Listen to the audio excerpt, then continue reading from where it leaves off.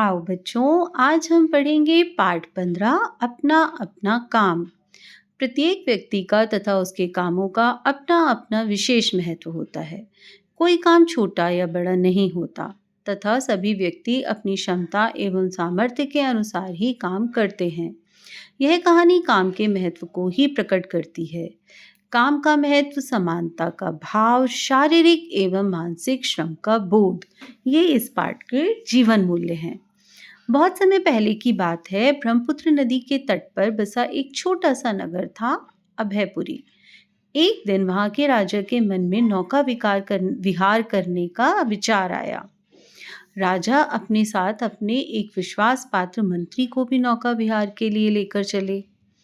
एक बड़ी सी सजी धजी नौका पर सवार होकर वो निकले। नौका पर कुल 4 लोग थे, राजा, उनके मंत्री और 2 नाविक। दोनों नाविक नाव को खेते जा रहे थे।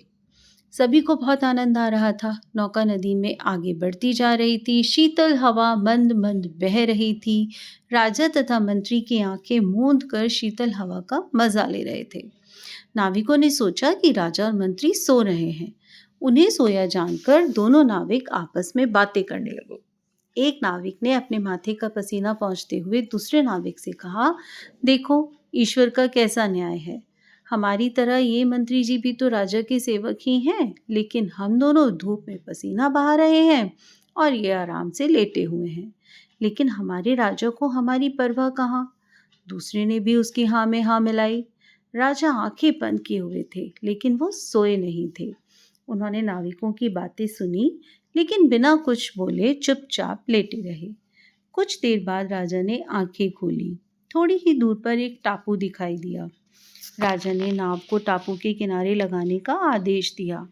राजा नाव से उतरकर टापू के किनारे किनारे टहलने लगे। थके हुए नाविक भी खा पीकर इधर उधर लेट गए। कुछ ही दूरी पर एक झोपड़ी दिखाई दे रही थी। अचानक राजा को वहां से कुछ आवाजें आती सुनाई पड़ी।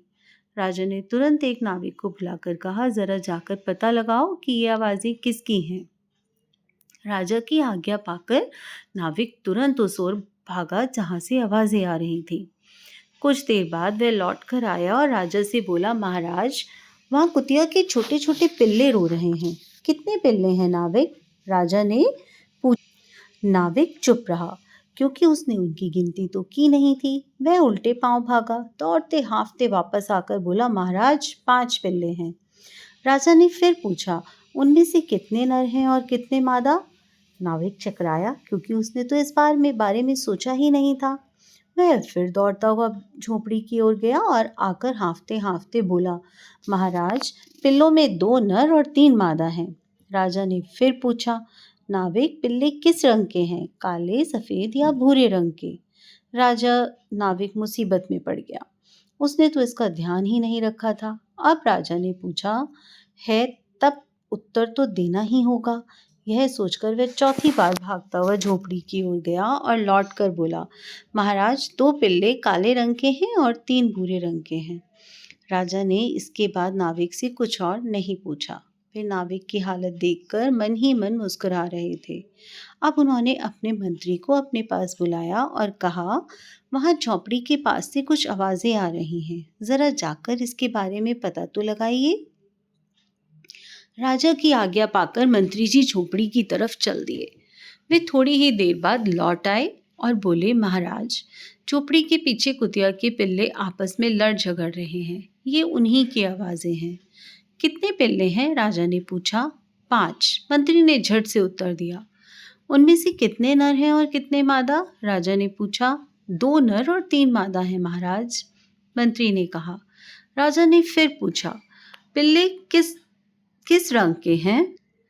महाराज, 2 काले रंग के हैं और 3 भूरे रंग के, लेकिन उनकी माँ का रंग काला है। झोपड़ी में एक मछुआरे का परिवार रहता है, ये उसी की पालतू कुतिया के पिल्ले हैं, मंत्री ने उत्तर दिया।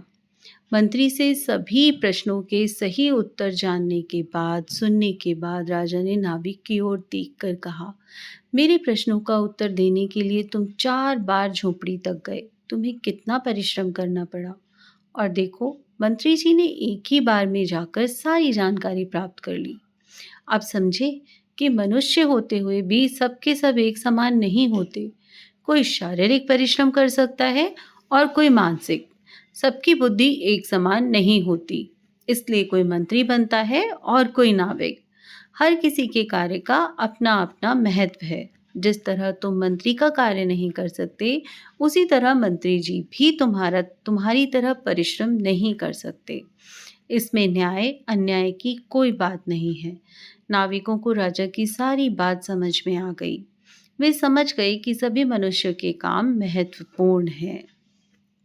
इस कहानी के लेखक हैं लक्ष्मीनाथ बेजबरुआल। इनका जन्म सन 1868 में असम में मोरीगांव जिले के आहतगुरी नामक स्थान में हुआ था। असमिया साहित्य को समृद्ध करने में उनका बहुत बड़ा योगदान रहा था। उन्होंने असमिया भाषा में कई काव्य, नाटक, उपन्यास, लघु कथाएं आदि लिखी थी, जिनमें प्रमुख हैं कोदमकोली, पदुम कुमारी, केहुकली, पाचनी, सुरभि आदि। बच्चों के लिए लिखी उनकी कुछ प्रमुख रचनाएं हैं जुनुका, बूढ़ियाए, साधु, बाखर आदि। उन्हें असम के लोकप्रिय गीत ओ मोर आपुनार देश के रचनाकार के रूप में भी जाना जाता है।